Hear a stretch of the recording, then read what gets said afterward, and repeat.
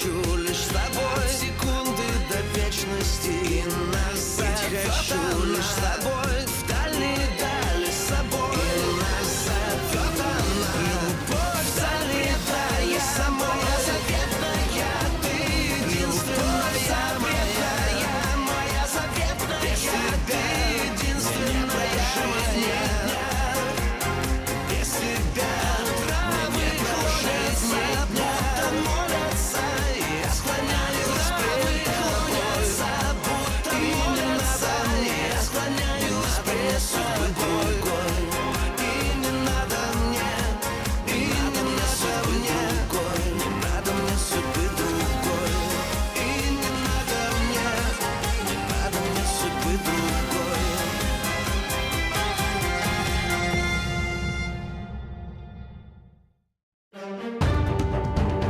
من سوء حظ دينيس إنه محاولة تسميم اسكندر بالتمر ما نجحت. أيقول بتطلب من عمر يساعدها لحتى ما تعمل الكشف الطبي، بالمقابل عمر بيطلب ثمن هالخدمة إنها تصير عشيته.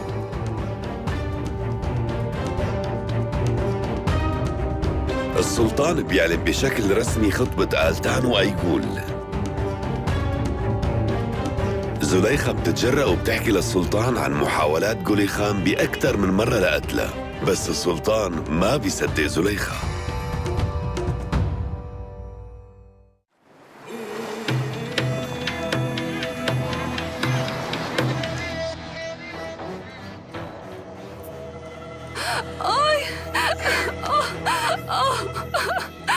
نادوا الدكتور بسرعة.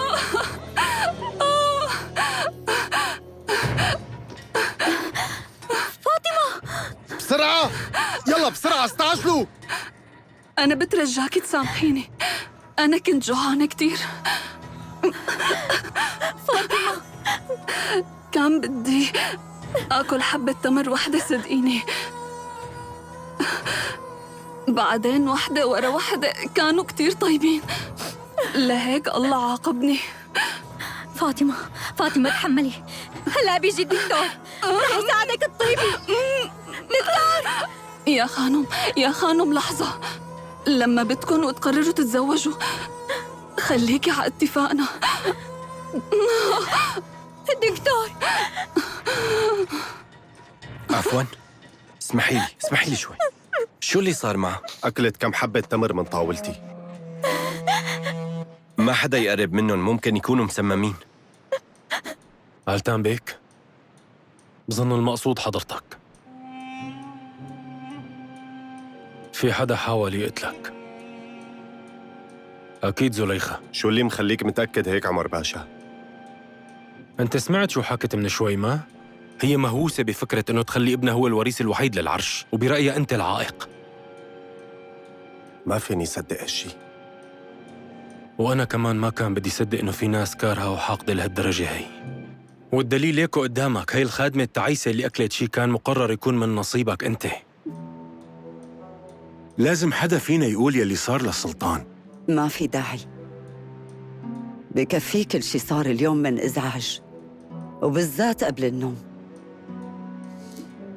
وأنت مانك خايف آلتان؟ المفروض من هلأ تزيد الحراس عندك. الشخص يلي عمل هالعملة ما عم يهاجم بخنجر، مو من طبعه الشجاعة بالمواجهة. أغلب الظن فعلاً هي مرة. بس سمعت عمر باشا قال زليخة السبب. فاطمة، طولي بالك يا بنتي. خلينا نروح، كل شي رح يتحسن. الأحسن نمشي، الدكتور هو بيقدر يساعدها. يلا امشي. ما بعتقد.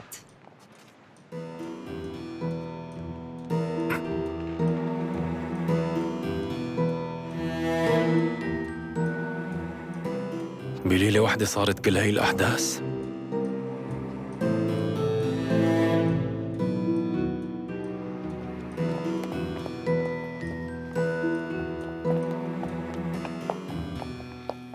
ايه فعلا. شو رأيك نحكي بالشي اللي عم بيصير بالقصر؟ أنا وأنت بس بدون شهود. إمتى يعني؟ هلأ يا عمر. ما في داعي نأجل.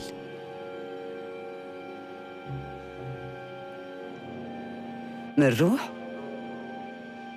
ايه طبعا.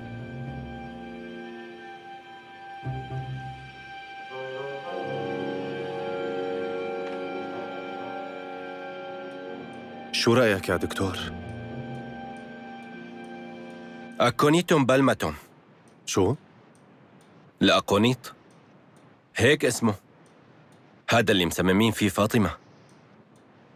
قلي حضرتك ما أكلت من التمر بنوب؟ أنا ما بحب السكريات.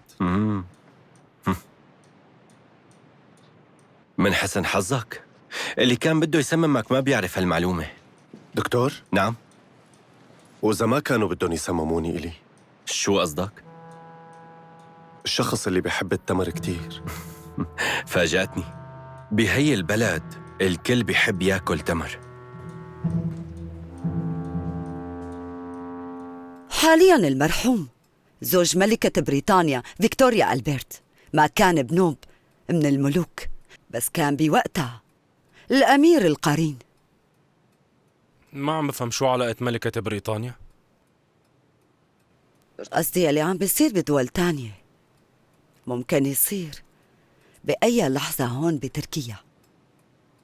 ليش ما يصير هلأ؟ على فكرة معك حق بهالشي يا دينيس خانم. بهذا الذكاء كنت رح تكوني حاكمة رائعة على تركيا، بس للأسف عنا هون في كتير منافسين على العرش. في كتير منافسة، بس إذا بفكر الواحد بعقله بيقدر يقضي عليهم كلياتهم. مثلا أول شي ابنها لهاي المجنونة زليخة ممكن يموت وهو طفل لسه. شو بدنا بالموت وسيرته هلأ؟ فينا نتخلص منه بطريقة تانية تماماً. شو هالطريقة؟ أنت بس اصبري.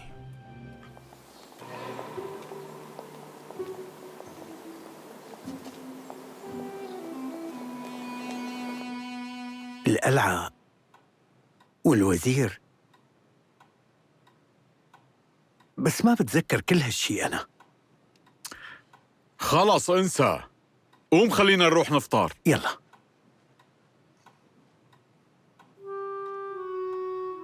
لوين رايحة؟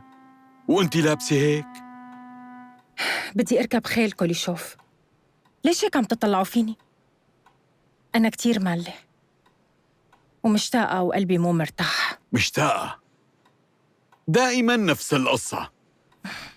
ما في داعي تروحي لحالك، لا وبهيك تياب كمان، بس لا تستفزي الأتراك. ليش شو بدي فيهم أنا؟ أنا بعرف مين بدك انتي. بدك تروحي تدوري عليه. انتبهي على حالك، بترجاكي تنتبهي. شفت قديش عنيدة؟ بزعل عليها. ايه بزعل. شوفي راها.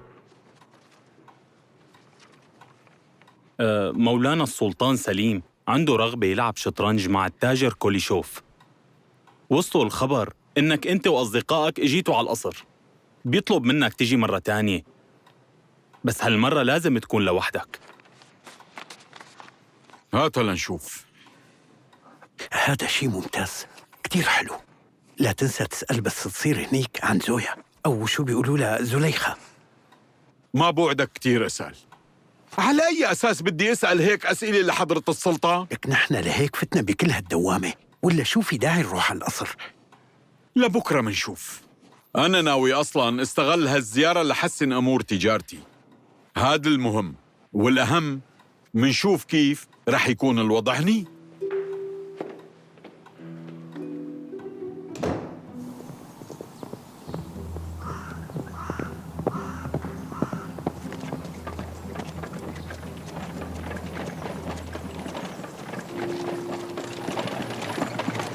إن شاء الله نوصل على السفينة بسرعة.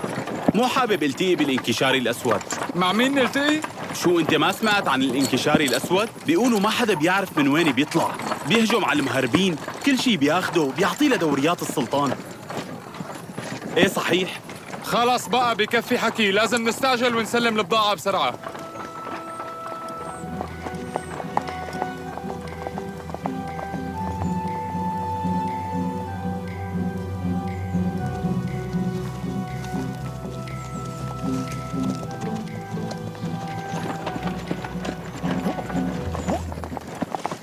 هذا هو الانكشاري الأسود. هربوا بسرعة يا شباب.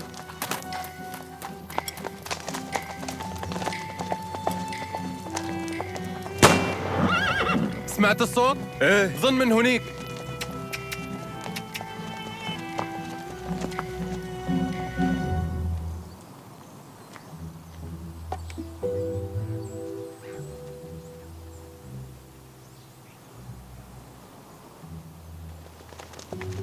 ليك ما في حدا. شكله أكيد في حدا خوفهم. معقول تكون قصة هذا الانكشاري البطل صحيحة؟ ولا ممكن تكون بس خيال؟ إيه سمعت كمان عن هاي القصة.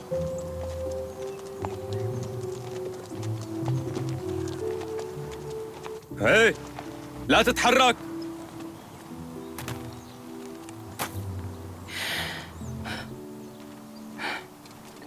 هذا أنت اللي عم توقف العربايات؟ ليش ساكت كأنك بالع لسانك؟ اربط له ايديه وهلا بس ناخده معنا بيحكي كل شيء. لك وقف محلك.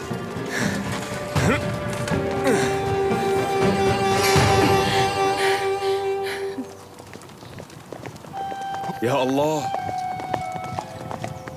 طلعت وحدة بنت.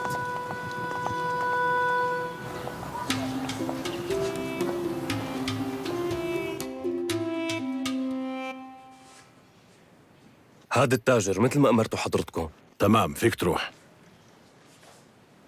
مولانا السلطان حاليا كتير مشغول، بس بعد ما عرف عن مواهبك بالشطرنج طلب انك تلعب مع واحد من المقربين إله. واحد من المقربين؟ ليش صار هيك؟ يعني أنا قطعت كل هالمسافة حتى ضيع وقت على الفاضي؟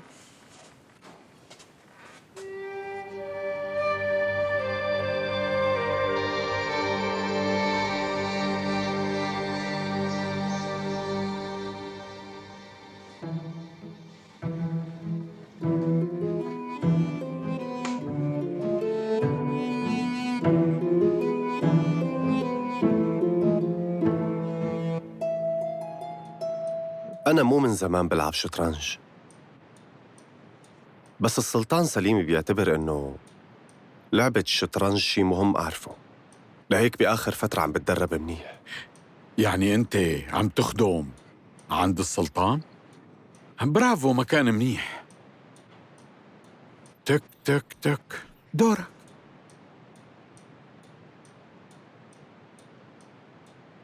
سيد أليكسيفيتش،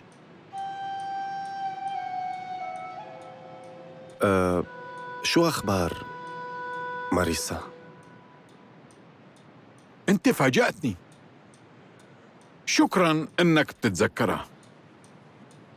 جننتني هالماريسا،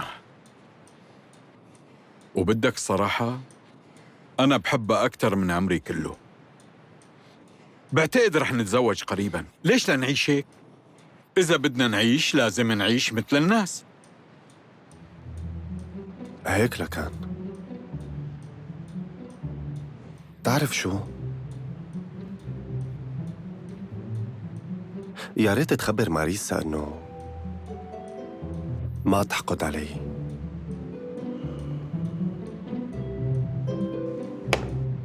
مات يا حضرة الانكشاري.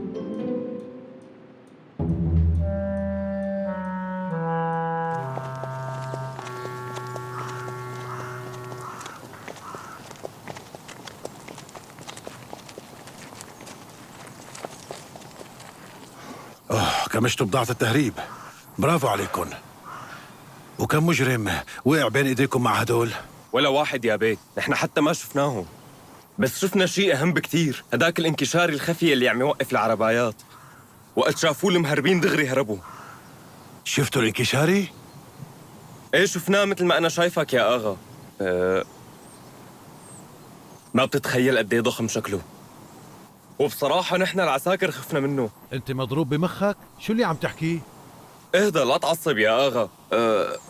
هاد كل اللي صار معنا. هاي البضاعة اللي اخذتوها رح يطلع لكم عليها مكافأة، يلا. نتشكرك يا اغا.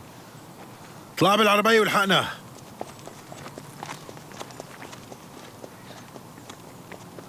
تعرف إذا حدا بيعرف إنه اللي كانت بنت شو ممكن يصير بوقتها؟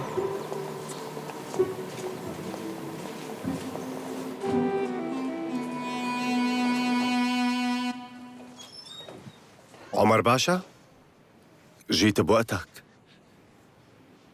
أنا لازم أحكي عن فيراد مع آيغول لحالنا، تقدر تساعدني؟ رح أسمح لنفسي نبه حضرتك، لقائك بآيغول لحالكم ضد القوانين هون. أي قوانين؟ في بالقصر مثل بروتوكول ولازم الكل يتبعه.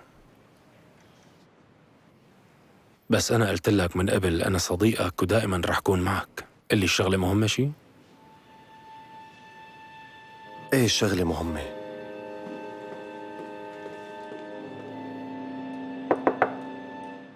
أيوة. عمر خبرني إنه بدك تشوفني. إيه. آيغول أنا بدي أحكي معك بصراحة. أنا جاهزة أسمعك. تفضلي.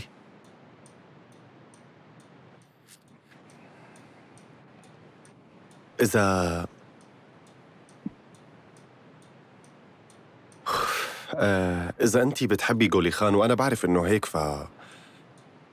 مو ضروري غصباً عنك تتزوجيني. ما في داعي تدمري حياتك. أنا بحكي مع السلطان منلغي كل شيء.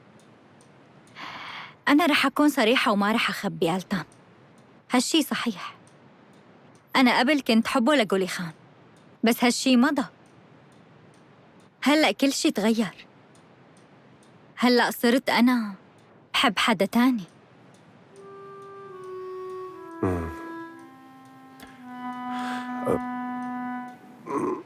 شوفي طبعاً عاجبني هالشي، يعني أنتي بنت منيحة وطيبة.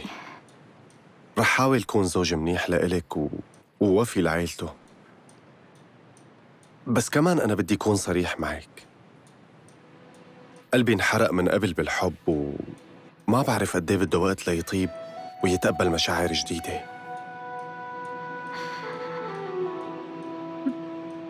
شو يلي عم تقوله؟ طيب هي أحلى مني؟ ما أجا ببالي قارن بصراحة. يمكن لا. معلش اعذرني ألتان، بس في شي ما عم أفهمه. أنت كنت انكشاري، والانكشاريين مثل ما بعرف بيرفضوا الحب، صح؟ ايه صحيح طبعا. ولسه في حرقة بقلبي بسبب تصرفي تجاه الحب. أنا خنت عهد الانكشاري من شان هالعلاقة هي وحاربت هالشعور هاد، بس ما عاد قدرت. وساعتها غرقت بهالحب مع أني كنت عرفان إنه ما رح نوصل لشي منيح أنا وياها، وإنه رح نفترق. وليش عم تقلي هالحكي؟ شو المناسبة؟ اللقاء الغير متوقع بالقصر والذكريات فوراً رجعت. سامحيني بس حسيت إنه الصح هو إني خبرك بهالشي هلأ. عم تقول لقاء غير متوقع؟ وهون بالقصر؟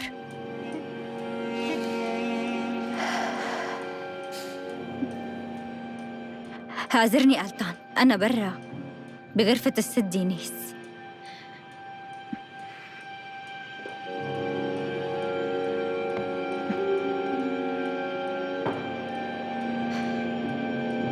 زليخة،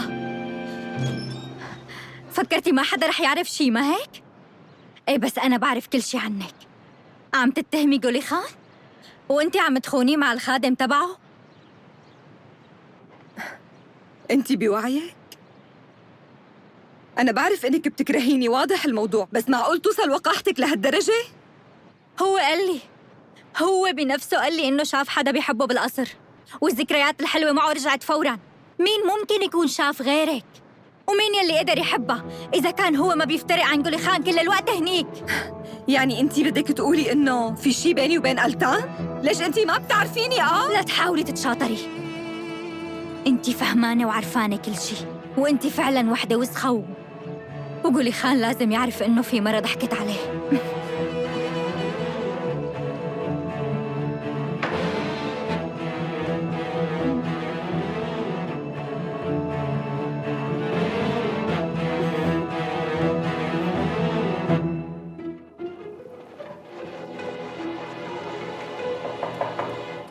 تفضل. حضرتك طلبت تشوفني عمر باشا؟ بلا جريمتك صارت مكشوفة يا دكتورة. جريمة؟ جريمة شو؟ أنا بعرف يلي عملتيه أنت وعروسة وريث السلطان أيقول. هي طلبت منك تأكدي عذريتها، أعطتك مصاري وهذا اللي أنت عملتيه. ما عم بفهم عن شو عم تحكي. أنا ما أخذت أي رشوة، واستنتاجاتي كلها حقيقية وأيقول عذراء. أنا في عندي استنتاج تاني من عند الدكتور موريسون بنتيجة تانية مختلفة. أنا بقسم لك بكل القديسين إنه هالحكي مو مزبوط. أنا مستحيل أعمل هيك. أنت هلأ عم تعانديني على الفاضي يا خانم. ذنبك صار مبين كتير منيح ورح تعفني بالسجن كل عمرك. هي إذا ما خلوكي تموتي على البطيء، طبعاً إذا ترقفوا فيكي. بترجاك لو سمحت عمر باشا ارحمني، أنا ما إلي أي ذنب بشي. طيب ما في داعي للدموع، وما حدا فينا بيحب الفضيحة، صح؟ هاي القصة مع يقول ممكن تضل سر بيناتنا، بس بشرط واحد. إيه أكيد. شو لازم أعمل يعني؟ إنك تعطيني تقرير تاني مذكور فيه شي بسيط كتير، إنه طفل زليخة حملت فيه بوقت متأخر كتير، وهالشي صار أساساً بعد ما كانت تاركة هي وزوجها جولي خان بيك. ماين جود، مستحيل هالشي. هذا الشي مو صحيح أبداً. بيأسفني إنك عم تفكري. أنا رح نادي الحرس. لا استنى دقيقة، أنا رح نفذ كل المطلوب. صدقيني هذا الشي لمصلحتك. بس شو ما كان يلي بدك إياه وشو ما كان تقريري، الطفل رح يولد بعد كم شهر وما رح تقدر تعمل شي.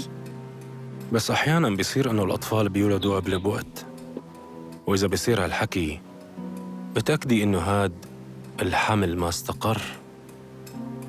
إذا بيصير هالحكي ما بيصير لك شي إذا أمه ضلت عايشة.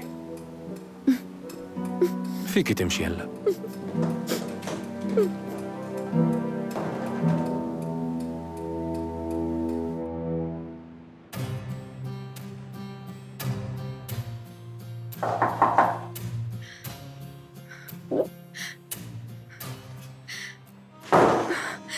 زليخة خانم، أنا بترجاكي لازم تهربي من هون وتروحي على مكان آمن تتخبي فيه. في حدا ناوي يتخلص منك ويقتلك. شو عم يصير معكم؟ كلكم جنيتوا بهالقصر سوا؟ انتوا أصلاً عم تخوفوني لحتى أهرب وأترك مكان ابني الوريث لخادم زوجي؟ ما حذرتوا. هالحكي مستحيل يصير. ابني أنا هو وريث مولانا السلطان.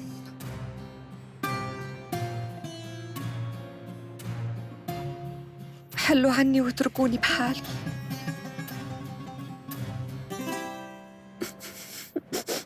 اطلعي لبرا، شو واقفة عم بتساوي؟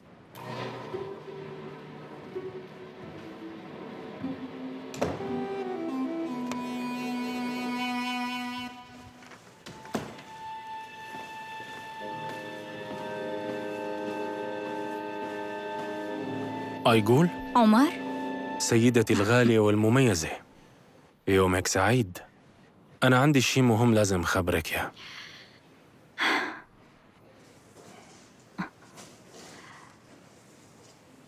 المرة اللي بتكرهيها كتير ما عاد رح تقدر تضايقك بشي. حلو هالحكي. وكيف قدرت تعمل هيك؟ خلي هذا الموضوع يضل سر صغير بيناتنا أحسن. مثل ما بدك، على راحتك. ورح رح أقول لك سر تاني كمان. هي الحية كانت عشيقته لألتان. انت واثقة من هذا الحكي؟ ألتان بنفسه قال لي هالحكي. هذا سر كبير كتير، ما تقولي لحدا. هذا الخبر ممكن يوقف مصالحنا، بس السر هاد ثمنه غالي كتير. ما فهمت شو قصدك. أنا أكيد بكل الأحوال مو ناوية أخبر حدا. عمر، أنت عن جد رح تدمر هالحياة؟ اليوم رح تكون بزنزانة المحكومين بالإعدام، وأنا عملت هالشي كله مشانك، لهيك ما تشكي بإخلاصي لإلك أبداً. يقول بعد كل تعبي هاد معلش تهديني بوسة واحدة مو أكتر. كأنك نسيت إني بكون خطيبة وريث عرش السلطان؟ أكيد ما نسيت، متذكر. وأنتي بتمنى ما تنسي أي خطر بعدته أنا عنك اليوم. أنتي حتى ما بتتخيلي شو اضطريت أعمل كرمالك.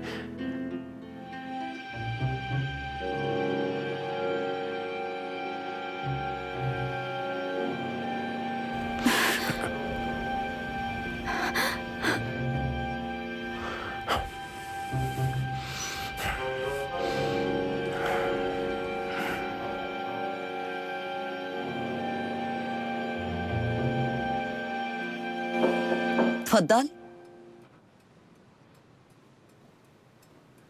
بعتذر على الإزعاج يا خانم، بس لازم أقول لك هالكلمتين. لا تعتذر ماريسون، أنت اجيت بوقتك. أنا كنت بدي أشوفك كمان. خد قطعة. بتشكرك يا خانم. أنت مطلوب منك تساند الصدر الأعظم عنا. ساندو؟ طيب بشو؟ إنك تأكد كلامه دائما، طبعاً إذا كان في حاجة. ايه هلأ فهمت الحكاية. يا خانم حضرتك، انتي والباشا عم تساعدوا الدلوعة اللي اسمها أيقول. شو علاقة هاي البنت بالموضوع؟ ما تعتبريني عم أتجسس، بس أنا بالصدفة سمعت كيف إنه كان عمر باشا عم يقلها إنه عاملة شغلة مو حلوة. إيه مو قصة. مو قصة؟ إيه؟ كالعادة معك حق، يمكن ما تكون قصة، يمكن كان عم يقلها هيك ليظبط أموره معها، لأنه بعد هالحكي باسا.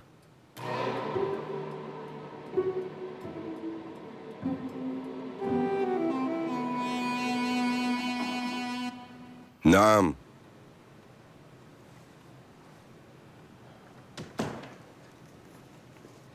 بعتذر منك مولاي السلطان، بس في عندي أخبار ضرورية، لهيك سمحت لحالي إزعجك بهالوقت. إذا الخبر بخص مصطفى وقولي خان إنه نزلوا من السفينة بتركيا فخبرني إياه. لا، عن شغلة تانية، بس أخباري مو أقل أهمية. ما بحب لما أنت تلح هيك دغري، بحس إنه في شي مو منيح صاير، ما هيك؟ إذا هيك خلينا نأجلها يا عمر، ما بحب اسمع أخبار سيئة قبل النوم. مثل ما بتأمر مولاي السلطان.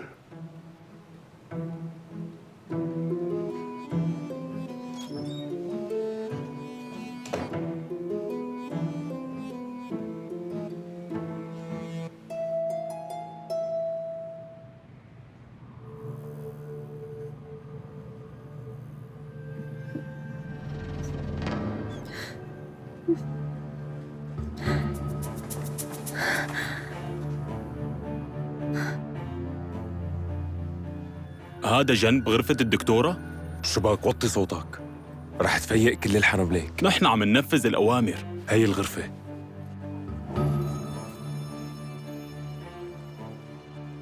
شو صار؟ الغرفة فاضية، شكلها هربت. أكيد ما رح تبعد. شو اللي صاير هون؟ وين زليخة؟ اسكتي ولا تسألي أسئلة زيادة. إيما خانو، ارجعي على غرفتك وما تطلعي منها.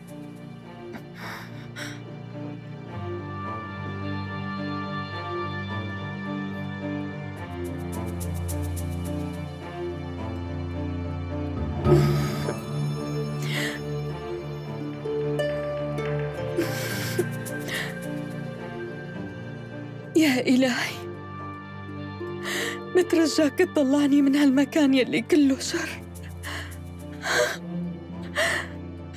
ساعدني أرجع على بلدي، ما عاد فيني أتحمل.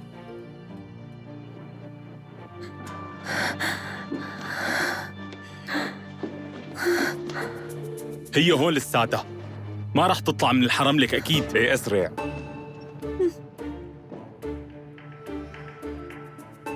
لازم نفتش الغرف. ما بيصير، بعدين بيصير في ضجة ودينيس خانم بتزعل منا. هي قالت بلا ضجة، خلينا نأجلها للصبح. وإذا ما منلاقيها للصبح؟ منلاقيها، ما رح تروح على محل، بتكون متخبية بشي مكان.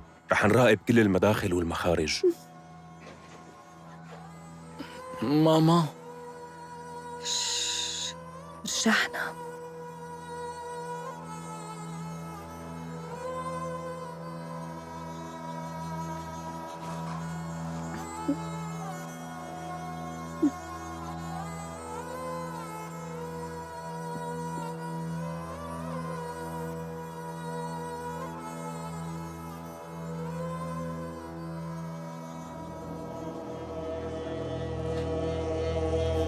طيب فكري، مرة حامل بتجي على القصر وبتعلن إنه ابنها عنده الحق بالوصول للعرش. لو بإنجلترا هالشي بيصير؟ لكن شو؟ عنا بإنجلترا المرة الحامل ما بيصير تطلع قدام الناس. صحيح ملكتنا طيبة، بس بعهدها صارت المقاييس اللي بتتعلق بالناس قاسية شوي، وكلمة حمل ما بتستخدم بالمجتمع أبداً. شو هالتخلف؟ مع إنه اللي حكيته صح، ما حدا بيحكي بخصوص اللي حيورث. الشخص اللي بيستلم الحكم بيستاهله. أنا موافقك 100%. شو إنك صاير مجامل يا دكتور؟ بالمناسبة عند الإنجليز بالقصر متعارف. اعذرني عمر باشا، بس نحن عنا حوار حكومي مهم جدا وما فينا نحكيه قدامك. خلصنا حديثنا هون دكتور. الحقيقة استمتعت كتير معك، تقدر تمشي.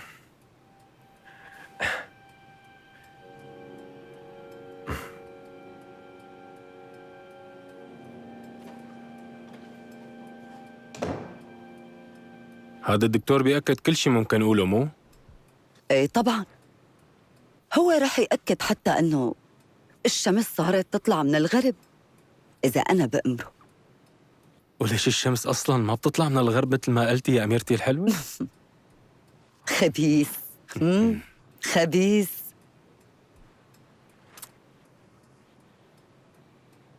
هالدكتورة مو مريحتني أبداً. أنا طبعاً خوفتها، بس يعني هي مو مخلصة إلك مثل الدكتور موريسون. لا تخاف، هاي الهبلة بتخاف حتى من خيالها. بالمناسبة أنت لحقت أبواب القصر؟ لا أبداً. دكتور، بروفيسور، حاول يبين حاله إنه هو أذكى واحد وأكتر واحد متعلم هون. مرة من المرات راهني بخصوص مرض واحدة من الجواري. هو أكد إنه مرضها وقتها مو خطير وممكن تصح عن قريب. وشو صار؟ طلع غلطان وما تحمل الغلطة ومات فوراً. وهو من شو مات بوقتها؟ بعتقد إنه مات من العناد. حلو كيف بسهولة طالعتها برات اللعبة لزليخة. أنا مبهورة بذكائك يا عمر. بتشكرك كتير يا أميرتي الحلوة. شوف، في عندك شغلة بسيطة لسه. لازم كمان بطريقة مهذبة تتخلص من الحية آيغول. آيغول؟ ولشو أتخلص منها؟ كيف لشو؟ ما هي خطيبة ألتان، معناتها هي معه ضدنا.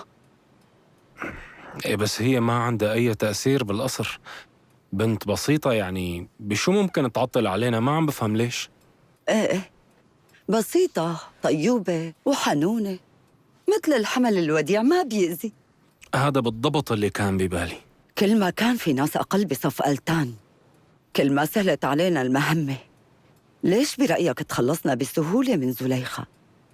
لأنها لوحدها، ما في مين يوقف معها. اليوم رح يودوا زليخة على السجن، وبكرة الصبح السلطان بيوقع الحكم بإيده. أما آيقول عندها أبوها وعريسها.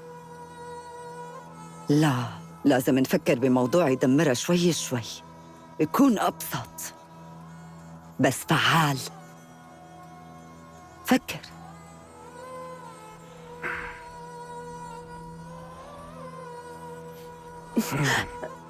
أنا عم بستناك يا عمر باشا.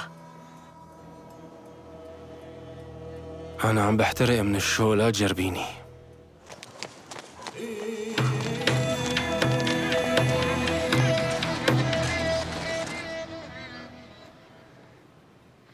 وأخيراً وصلنا على البيت. اليوم رح نرتاح، وبكرة أنا رح جهز كل الأمور، وبعدها بروح لشوف السلطان. بدنا نتمنى إنه يكون السلطان لسه ما قرر مين الوريث. توكل على الله. ونعم بالله.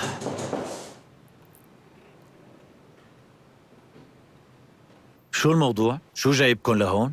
معنا أمر من مولانا السلطان لنقبض على ابن حضرتك يا مصطفى بيك.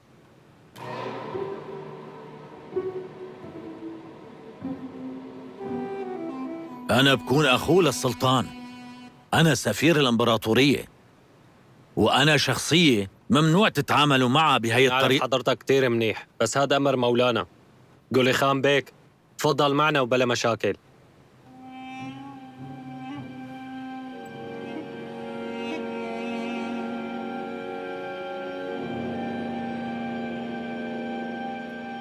ابني، أنا متأكد إنه هذا سوء تفاهم. نفذ الأمر. أنا رح روح لعند السلطان ورح خليهم يطلعوك وساقفيني. طيب أبي.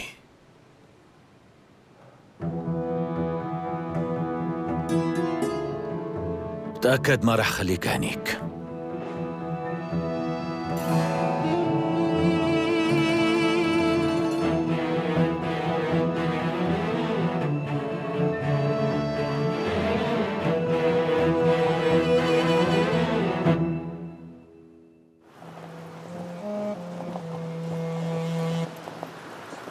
شايف يلي صار يا أخي؟ هاي المرة سيئة وطلعت مانا منيحة بنوب. خالفت كل قواعد الشرف ومهمة قواعد إمبراطوريتنا، وبرأيي بتستحق أقصى عقوبة ممكن تعاقب فيها حدا. ما عم اقدر صدق، هلا زليخة ما طلعت حامل من زوجها؟ ونحن كنا معتبرينها مثال للطهارة والتواضع. بصراحة مبين عليها محتالة شاطرة يا مولاي. منين جابت كل هالوقاحة لتجي على القصر وتقول أنا حامل بالوريث جديد من بعدي؟ ما عم صدق، هالشي مو معقول. هي كانت واثقة إنه ما حدا رح يشك بيلي حكته، ما هي مثال للمبادئ والأخلاق والتواضع.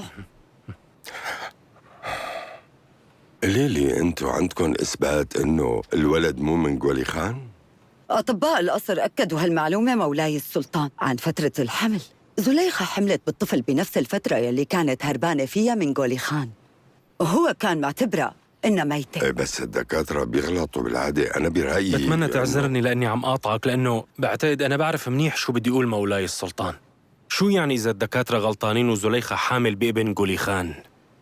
إيه، هذا الشيء ممكن كتير، بس نحن أكيد ما رح نعرف الحقيقة بالضبط. بس إذا بدنا نصدق زليخة، وأنا مستعد أحلف لك مولاي إنها عم تكذب، ومنكون نحن عم نغامر إنه نقعد على عرش لقيط بلا نسب، ثمرة خطيئة. خاف فكر شو المصايب اللي رح يجيبها لبلدنا بسببه. وغير هيك رح تكون الوصية عليه والحاكمة الفعلية هي مرة خاينة لزوجها كذبت عليه وغدرته. وممكن بس تتخيل معي أي أخلاق وأي مقاييس رح تكون موجودة بالقصر على دورة مولاي؟ وكيف كل هذا رح يأثر على قوة وسلطة إمبراطوريتنا؟ أنا متأكد إنه ما حدا فينا بده هيك نصيب لدولتنا العظيمة مولاي. عمر باشا معه حق مولاي السلطان، وحتى لو بتعتبر أنت إنه ما في إثباتات بتكفي إنه هاي المرة خاينة لزوجها، الأحسن تظهر القوة لأنه الحديث هون عن مصلحة الإمبراطورية. ما في مشكلة. أنا بعتقد اثنيناتكم معكم حق. قال لهم يجيبوا زليخة. شو عم تحكي؟ شو عم تحكي يا أخي الغالي؟ ليش لتزعل حالك بالحكي مع هيك مرة كذابة؟ أنت ارتاح. قلت جيبوها، بدي أحكي معها. لا كتير تناقشيني، مفهوم؟ مفهوم. بالإذن.